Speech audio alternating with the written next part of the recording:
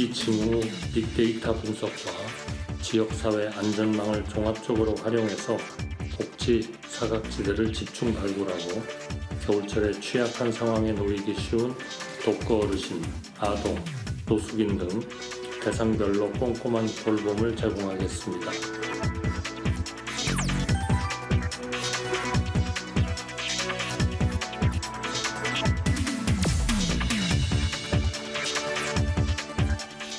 날씨가 추워지면 취약계층은 더 힘듭니다. 정부가 겨울철 추위에 취약계층을 보호하기 위한 대책을 내놨는데요. 올겨울 복지 사각지대를 더 촘촘하게 발굴하기 위해서 위기 징후가 포착된 40만 명을 점검합니다. 취약계층의 따뜻한 겨울나기를 지원하기 위한 겨울철 복지 위기가구 발굴 지원 대책, 이길 보건복지부 제1차관과 알아보겠습니다. 차관님 안녕하세요. 네, 안녕하세요. 반갑습니다. 네, 차관님. 겨울철 복지 위기가구 발굴 지원 대책이 나왔습니다. 먼저 배경부터 한번 살펴볼까요?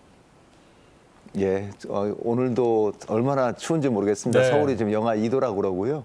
또 어제 같은 경우도 한 30cm 이상의 눈이 많이 왔습니다. 그런데 이 해마다 보면 어렵고 힘든 때가 사실은 겨울철입니다. 제가 보면 옛날에 그 장발장 같은 경우도 정말 빵을 하나 훔쳐가지고 19년간 형을 살았는데 그때도 추운 겨울이었었거든요. 그리고 많이 보던 우리 옛날에 프란다스에게 파트라시와 네로 같은 경우도 정말 힘든 때가 겨울이기 때문에 정말 가장 힘든 때는 겨울이다. 그래서 저희 겨울 때 저희가 우리 취약계층을 더 잘 보호하고 발굴에 진행했던 것이기 때문에 저희가 이번에 대책을 마련하게 됐습니다. 네. 예, 이번 겨울철 복지 위기가구 발굴 대상은 어떻게 되나요? 예, 발굴 대상은 해마다 저희가 그 120만 명 정도를 발굴을 합니다. 매년 이렇게 하게 돼 있는데요. 보통 두 달에 한 번씩 20만 가구를 발굴을 하게 돼 있습니다. 그래서 발굴을 하게 되면 그걸 읍면동정에 찾아가 가지고 이렇게 하게 돼 있는데 여러분 잘 아실 거예요. 재작년에 수원 세무녀 사건이 났잖아요. 그래서 정말 열심히 찾기도 했는데도 불구하고 놓쳐가지고 사실은 사망한 사건인데 그때 여러 가지를 많이 발굴을 했습니다. 예를 들면 단전, 단수, 단가스라든지 또 건강보험료 체납 같은 경우를 하는 경우에는 바로 찾아가서 할 수 있게 이렇게 만들었고요. 그 뒤에 우리 전주에서도 사망사건이 났었는데 어떤 문제가 생겼냐면 다가구인데 찾아갈 수가 없었거든요. 왜냐하면 주소가 없는 거예요. 그래서 저희가 주소도 새로 만들고 또 한편으로는 또 이렇게 어디를 찾아간다 하더라도 문을 못 열어가지고 상당히 어려움이 있었기 때문에 문도 강제로 열 수 있도록 그런 체계를 만들어가지고 저희가 했습니다. 예. 지금 아까 차관님은 플란다스에게 말씀해 주셨는데 사실 그 애니메이션을 보면 엄청 코끝이 쨍해지고 좀 네. 마음이 좀 안타까운 그런 또 사람들이 많이 나오거든요. 자, 이 겨울부터 신속한 어떤 위기 대응을 위해서 올해는 AI가 이제 도입이 됩니다. AI를 활용해서 일단 초기 상담을 진행한다고요. 예, 제가 판넬을 준비를 했는데 판넬을 네. 올려놓고 말씀드리겠습니다. 예. 자, 이거 AI를 저희가 도입을 합니다. 그러니까 이달 25일부터 지금 시작을 지금 하고 있는데요. 제가 이걸 쫙 보여드리겠습니다. AI를 활용한 초기 상담이 되겠습니다. 복지부가 지자체에서 말씀드린 대로 이 대상자 확정해서 20만 명을 2개월 단위로 내려보내게 돼 있습니다. 그리고 지자체에서 시스템을 가지고 AI 상담을 하게 돼 있는데 이 뭐를 하게 돼 있냐면 주로 이렇습니다. AI 여러 가지 초기 상담을 전화번호가 있는데 전화번호는 1600번에 2129번이 이렇게 전화가 오는 겁니다. 그래서 뭐 우리 인사를 드리고 동사무소 다 말씀을 드리고 이렇게 본인 문을 확인을 해보고 건강에 혹시 문제가 없으신지 또 경제로 어려움은 없으신지 또 혹시라도 직장은 잘 다니고 계시는지 이 돌봄 같은 경우는 주로 이제 보게 되면 이게 또 치매 노인이라든지 그런 게 있거든요. 이런 걸 물어봐가지고 이분이 답변을 잘 하시고 하면 문제가 없는데 그렇지 않은 경우에는 사실은 저희가 바로 이 결과를 가지고 지자체에다 통보를 해드립니다. 그래서 보니까 이분들이 상당히 좀 어려움이 있는 것 같습니다. 말씀을 드리게 되면 이걸 가지고 지자체에서는 다시 한번 심층 상담을 하고 있고 이 복지를 하게 돼 있는데요. 저희가 이거 상담을 하게 된 것은 그렇습니다.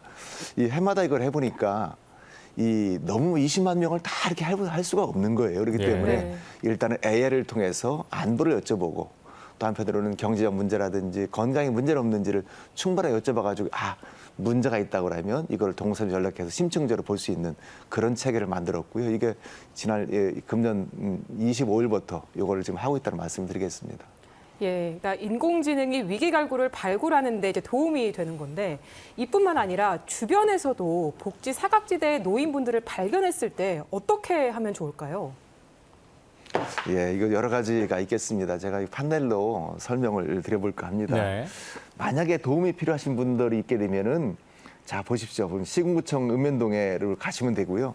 가장 근처에 읍면동이 다 있잖아요. 3,900개가 있습니다. 그리고 24시간 국번 없이 129가 우리 보건복지 콜센터입니다. 여기 가게 되면 120명 정도의 콜센터 직원들이 있거든요. 친절하게 상담을 해드립니다. 그리고 또 하나가 이 복지 위기 알림 앱이 있습니다. 앱이 있어가지고 여기서 할 수도 있고 복지로라고 그래가지고 우리 사회보장정보원에 있는 복지 앱이 있거든요. 복지를 통해 가게 되면 충분하게 신고를 할 수 있습니다. 그리고 상담으로가 있는데 예를 들면은 금융 같은 경우에는 1397로 난방 같은 경우는 1600-3190으로 주거 같은 경우에는 또 1600에 1004 긴급 지원 같은 경우에는 1522번에 0365번이 있습니다.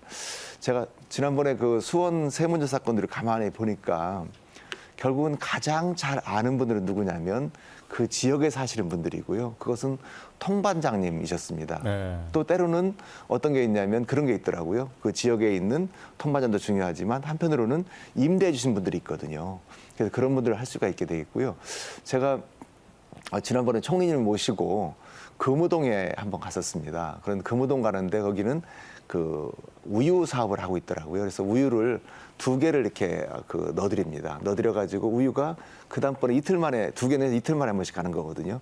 가서 이제 이렇게 우유가 없어졌을 경우에는 문제가 없기 때문에 또 우유를 또 넣어드리는데 가보니까 우유 2개가 그대로 남아 있는 겁니다. 그럴 예. 경우에는 어르신들이 우유를 지금 못 드시고 있구나 해가지고 그때는 다시 문을 열고 들어가가지고 한 어르신께 안부를 묻는 그런 사업도 있고요. 또 하나는 여러 신문사하고 제휴를 해가지고 신문을 갖다 드립니다. 신문을 갖다 드렸는데 신문이 매일 이렇게 신문이 이제 없어졌을 경우에는 들어가 보시는 건데 그렇지 않고 신문이 쌓여 있는 경우에는 뭔가 문제가 있는 거거든요. 그렇기 때문에 그런 걸 통해서 하고 있고 가장 중요한 것은 사실은 그 자기가 신고도 할 수 있고 또 지역 주민이 한편으로는 또 통반장님들께서 임대차 할인품도 했기 때문에 많은 분들이 여기를 꼭 발견해가지고 때로는 읍면동이라든지 때로는 국번 없이 129로 전화 주시게 되면 저희가 친절하게 찾아뵙고 지원을 해드리겠습니다. 네. 네.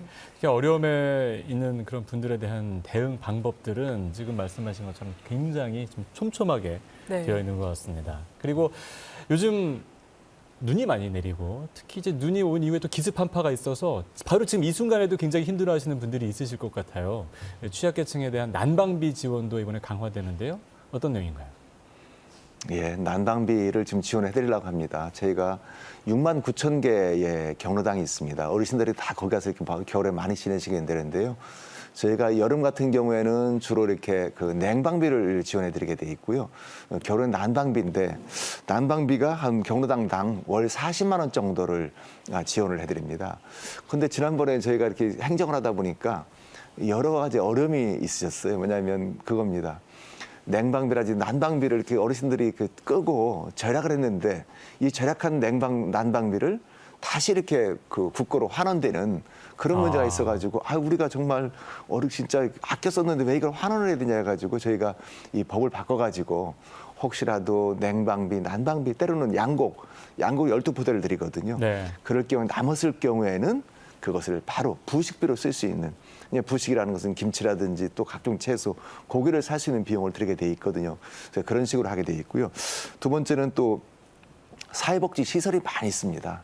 시설 같은 경우에도 난방비가 많이 들기 때문에 시설의 크기에 따라서 때로는 30만 원, 때로는 100만 원까지 지원을 해드리고 또 이렇게 어려운 계층 같은 경우에는 에너지 바우처가 우리 산업자원부에서 하고 있어요. 그래서 산업자원부에서 여러 가지 에너지에 대해서 부족한 부분은 바우처를 드리기도 하고 또 때로는 저소득층 같은 경우는 장애인이라든지 그런 경우에는 그 요금을 좀 할인드리는 그런 사업을 통해서 정말로 난방할 때 정말 부담이 없도록 그렇게 저희가 할 그럴 계획으로 있고 지금 계속 할 계획으로 있다는 말씀드립니다. 네, 장관님 말씀하신 대로 이분들이 아끼는 생활이 습관이 돼 있어서 네. 이런 부분도 이렇게 바우처가 예. 나가도 그걸 다 안 쓰시고 하시는 분들이 많이 계시는데 말씀하신 것처럼 다 충분히 쓰실 수 있었으면 좋겠습니다. 예. 네, 그리고 이 취약계층뿐만 아니라 사실 국민 모두가 좀 건강한 겨울을 보낼 수 있도록 지원이 이루어질 예정이라고 하는데 어떤 내용이 들어 있습니까? 예, 여러 가지가 있습니다. 첫 번째는 저희가 참 겨울이 되니까 또 코로나도 좀 이렇게 있는 것 같기도 하고요. 또 독감이 많이 있습니다. 그렇기 때문에 충분하게 준비를 하고 있습니다. 제가 오늘 아침에 질병청에 전화를 걸어가지고 얼마쯤 코로나 백신이냐고 물어봤더니 755만 도스를 이미 이렇게 구입을 했고요. 지금 네. 한 43% 정도의 접종률을 보이고 있습니다. 65세 이상 어르신들은 이게 접종을 해야 되거든요. 그런데 보니까 지난해 전년보다도 6% 정도가 더 많이 이렇게 접종을 받게 되셨고요. 또 하나는 그게 있습니다. 가장 많은 것이 사실은 저체온증하고 한랭인데 이것은 동상들이 많이 걸리게 돼 있거든요. 그래서 이런 분들이 없도록 저희가 최대한 하고 있고요. 또 한 번은 그 한 취약계층에 대해서 100만 가구 정도는 저희가 손수 전화도 드리고 때로는 찾아뵙기도 하고 이렇게 해가지고 정말로 이분들이 큰 문제가 없도록 따뜻하게 잘 돌보도록 하겠습니다. 네, 이렇게 겨울철에 취약계층에 대한 그 지원 말씀 듣고 있는데 사실 취약계층도 조금 더 살펴보면 노인, 아동, 노숙인 이게 좀 또 다른 여러 분들이 좀 같이 계시거든요. 이게 각각 개별적으로 확인도 하고 식사도 제공하고 이런 부분들이 준비가 돼 있다고요? 예, 노인 어르신들이 1,000만 명이 넘으셨잖아요. 제가 사실은 그 지난번에 노인 주택에 한번 가봤습니다. 가봤더니 노인 어르신들이 혹시라도 이렇게 응급으로 쓰러지게 되면 바로 때로는 거실에서, 때로는 화장실에서 바로 이것을 이렇게 누를 수 있는 그런 그 노인 응급 서비스가 이렇게 되어 있습니다. 그리고 이 노숙인 같은 경우도 사실 서울역도 있고 강역에 많이 계시지만 이 노숙인 쉼터 같은 경우도 꽤 많이 있거든요. 그래서 금정 같은 경우도 여러 가지 324개소에 그 2,200명 정도를 충분하게 볼 수 있는 긴급 쉼터가 있습니다. 지금 여기 나오잖아요. 예. 보낸 어르신 같은 경우에는 한파 대설특보시 생활지원사 37,000명을 통해서 안부를 확인하고 이게 노인 맞춤형 돌봄 서비스입니다. 50만 명 되게 돼 있고요. 응급 안전 장비를 제가 설치를 해드리게 돼 있고 쪽방 주민 같은 경우는 응급 잠자리를 제공하고 또 하나는 구호 물품이라든지 무료 급식이라든지 응급 현장 지원을 강화하게 돼 있습니다. 제가 쉼터에 가보게 되면 어떤 게 있냐면 우리 춥기 때문에 여러 가지 그 방한복들을 많이 간직을 하고 계십니다. 그리고 아동 청년 같은 경우에는 방학 대비 결식 우려를 했더니 이 아동이 있는데 이게 한 28만 명 정도가 됩니다. 단가는 네. 지난해 8,000원에서 9,000원으로 1,000원을 올렸습니다. 그리고 돌봄이 필요한 청장년에 대해서는 일상 돌봄 서비스를 해가지고 해주게 되어 있고요. 또 긴급 돌봄 서비스를 해가지고 저희가 136개 시군구로 확대를 해주고 있습니다. 그래서 지금 돌봄이 필요한 청년들이 많이 있거든요. 그래서 저희가 충분하게 준비를 하고 있기 때문에 때로는 읍면동으로 바로 신청을 하시게 되면 돌봄을 하게 돼 있습니다. 제가 가족을 돌보는 청년을 가서 이렇게 만나봤더니 이분들도 때로는 몸이 아프거나 여러 가지 힘들 때가 있거든요. 그런데 주로 돌보시는 분이 누구냐면 할머니들이라든지 또는 어머니, 아버지입니다. 그렇기 때문에 일상 돌봄 서비스를 신청을 하시게 되면 그쪽에서 때로는 일주일 정도, 때로는 열흘 정도 와서 도와주기 때문에 그때는 병원에 가기도 하고 때로는 수능을 볼 수도 있기 때문에 그런 걸 잘 활용을 해주면 가장 좋겠다는 말씀을 드리겠습니다. 네, 네. 가까운 읍면동 또 129번, 129번으로 신청하셔야 되겠습니다. 네. 예, 이 겨울철, 129번이 보건복지 콜센터입니다. 네. 예. 이 겨울철 한파 대비에 대한 이야기 계속 하고 있는데 이뿐만 아니라 위기 가구의 소득이나 주거 또 일자리 등의 분야별 지원도 강화된다고 하는데 어떤 내용입니까? 예, 가장 우리 복지 차원에서 할 수 있는 건 뭐냐면 제일 처음에는 발굴을 하게 되어 있고요. 또 발굴을 또 하다가 또 때로는 신청하게 돼 있고 그래가지고 확인이 되게 되면 그때는 지원을 해줘야 되거든요. 크게 보면 저희가 4가지를 말씀드리겠습니다. 첫 번째는 생계비 지원입니다. 그래서 저희가 한 명 같은 경우는 71만 원 정도를 지금 주고 있는데 내년 같은 경우는 이게 76만 원 늘게 되어 있고요. 또 한편으로는 지금 4인 가구 같은 경우에는 이것이 지금 183만 원에서 195만 원 정도 늦게 돼 있습니다. 지금 여기 나오는 것처럼 25년도 같은 기준적인 소득이 6.42%가 올라갔습니다. 그리고 또 하나가 자동차 소득 환산율 같은 게 적용이 됐는데 예를 들면 옛날 같은 경우는 2000cc, 소나타 같은 경우는 100%를 적용이 됐는데 지금 같은 경우는 4.1%밖에 차량 가액에 적용이 안 되게 되어 있고요. 또 한편 긴급 복지 같은 경우에는 6개월 동안은 임시로 숙소를 제공할수 있는데 대체로 한 150만 원, 150개소에 저희가 그걸 가지고 있다는 말씀을 드리겠고요. 또 하나가 일자리가 있습니다. 지금 일자리 나오잖아요. 노인 어르신들이 금년에 이제 1,000만 명이 되는데 약 10% 정도의 어르신들한테도 충분하게 할 수 있는 금년에 103만 개인데 내년에는 110만 개 정도를 늘려서 7만 개 늘렸고요. 장애인 또 분들이 많이 있습니다. 3만 개가 3만 한 3천 개 돼 있는데 2천 개를 늘렸고요. 또 하나는 소액 생계비 대출을 전액 상환 시에는 재대출이 가능하도록 요건을 저희가 완화를 했다는 말씀드리겠고요.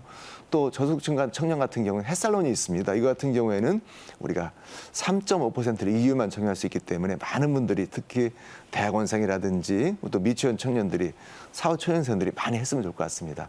그렇지만 가장 중요한 것은 사실은 그겁니다. 그것을 발굴을 해야 되고 신청을 해야 되기 때문에 아무리 좋은 서비스가 있다 하더라도 이분들이 신청을 하고 발굴이 안 되거든요. 그렇기 때문에 항상 읍면동사무소라든지 129를 통해서 해주시든지 또 때로는 본인이 힘들게 되면 지역에 있는 통반장님, 때로는 임차인분들이라든지 가족들이 해주시면 반드시 저희가 이런 좋은 서비스를 제공한다는 말씀을 드리겠습니다. 네. 자, 추운 겨울철, 한파로 인한 어떤 취약계층들, 또 위기가구 대응 이런 부분들을 정부의 지원 말씀 쭉 들어봤는데요. 여기에 우리 주변을 둘러보면 이제 이런 어려운 분들을 좀 돕고 싶다라는 분들도 사실 많거든요. 특히 이제 겨울철에는 기부에 대한 또 마음도 이렇게 쭉쭉 자라나는 또 그런 철이기 때문에 이렇게 이웃사랑을 실천하고 싶다라는 분들이 참여할 수 있는 방법 어떤 것들이 있을까요? 예, 여러 가지가 있습니다. 지금 보이십니까? 제가 여기다가 이렇게 사랑의 열매를 달았잖아요. 네. 그 해마다 이게 그 12월 1일부터 우리 1월 31일까지 이 공동모금회에서 이렇게 사랑의 나눔 축제를 이렇게 하고 있습니다. 그렇기 때문에 금년 같은 경우도 이렇게 그 온도 100도인데요. 아마도 모금액은 4,497억이니까 그 4,500억 정도를 모금을 하는 거 앞두고 있고요. 지금 여러 가지 보게 되면 사랑의 온도탑이 있거든요. 지금 나눔 온도가 105.3도라는 것은 지난해 목표된 거를 넘었다는 겁니다. 그렇기 때문에 각 시도에 있는 여러 가지 사랑의 온도탑에 해주셔야 될 것 같기도 하고 또 예를 들면 구세군 자선 냄비도 있고 다양한 것이 많이 있거든요. 근데 감사하게도 우리 국민들께서는 사실은 이렇게 춥고 어렵고 힘들 때가 되게 되면 더 많은 이렇게 기부를 또 해주시더라고요. 사실 영어의 기부나 또 우리나라의 기부가 사실은 말이 비슷합니다. 그렇기 때문에 사실 기부를 하게 되면 그만큼 많은 여러 가지 혜택이 있기 때문에 좋은 것 같고요. 또 한편 이렇게 기부해 주시게 되면 이런 비용 같은 경우에는 다 우리가 어렵고 힘든 우리 노인 어르신들, 장애인분들이라든지 우리 아동이라든지 노숙인에 갈 수 있기 때문에 올해도 사랑의 온도탑을 105도, 110도로 올려주시기를 더욱더 부탁을 드리겠습니다. 예, 이제 올해 기록적인 한파가 좀 예상이 됩니다. 이번 대책으로 많은 분이 좀 따뜻한 겨울을 보냈으면 하는 마음인데요. 끝으로 이 약자에 대한 지원을 더욱 촘촘하게 하기 위해서 앞으로 어떤 노력을 기울이실 계획인가요? 예, 우리 정부의 가장 큰 복지 정책의 그것이 그겁니다. 약자 복지거든요. 약자 복지라는 것은 많은 분들은 스스로가 자기 목소리를 냅니다. 그런데 약자분들은 목소리를 내기 힘든 분들이거든요. 주로 어르신들, 또 장애인분들, 아동분들, 노숙인분들 이런 분들인데요. 이런 분들을 더욱더 두텁게 보호를 하자는 것이 되겠습니다. 사실 저희가 수원 세모녀라든지 또 전주 여러 가지 그런 사건을 보더라도 사실 잘 보호를 하지 못해서 안타까운 사건이 있었고요. 그걸 계기로 많은 분들을 좀 더 이렇게 발굴해야 되겠다. 또 신청을 받아야 되겠다. 그리고 지원하겠다는 것들이 대책을 잘 만들고 있습니다. 그리고 특히 우리 겨울철 우리 대책에 대해서는 정말로 이런 분들이 정말 추위가 없도록 힘들지 않도록 잘 보호하도록 하겠습니다. 우리 정부의 가장 큰 목표는 우리 국민들의 생명과 안전을 두텁게 잘 보호하는 것입니다. 그렇기 때문에 정말로 효도하는 정부, 국민을 잘 돌보는 그런 정부가 되도록 최대한 노력을 하겠다는 말씀을 드리겠습니다. 네. 자, 지금까지 겨울철 복지 위기 가정 지원 대책에 대해서 지금까지 보건복지부 이기일제 1차관과 함께 얘기 나눴습니다. 오늘 고맙습니다. 예, 다음 주에 뵙겠습니다.